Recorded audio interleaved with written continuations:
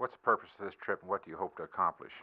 Well, this new trip is to Paris. I'll be traveling with a group of wives and children who are the next of kin of prisoners of war, men who are listed as missing in action. And our purpose in going is possibly to try to sway the hearts of the North Vietnamese and the National Liberation Front into helping our husbands and our fathers who are prisoners of war. How do you finance a trip like this? Who's the benefactor? Well, in this trip, the last one I financed, but this trip is being financed by H. Ross Perot of Dallas, Texas, who heads an organization called United We Stand. And he is chartering the plane and making arrangements for all of us to get up to New York from to Kennedy Airport, where we'll be leaving from.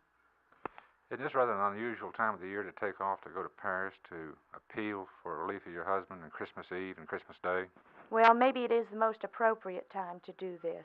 I know these people are not Christians and do not celebrate Christmas per se. However, I think the spirit and the goals and the ideals of Christmas would be very well represented by this type of journey. What do you feel Mr. Perot's purposes? I think he's a wonderful man. I think he's our guardian angel. He has a lot of money, and he wanted to find something to do with it, I guess, and felt that the best thing that he could do would be to aid the prisoners. And he also, another one of his goals is, of course, supporting the president in getting an early end to the war. How did he select you? I really don't know. I received a call from a girl in Salinas, Kansas, Tuesday morning, and she said, "This is the trip. Do you want to go?" And I said, "Yes, I'll go."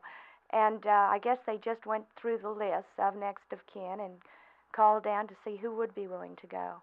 How many people will be making the trip? There will be altogether about 150, 90, some of them children, and the rest mothers. Are you taking any of your children? Yes, I'm taking my daughter, Tony Jean. I'm not taking my baby. I think it's a little too hard a trip for him.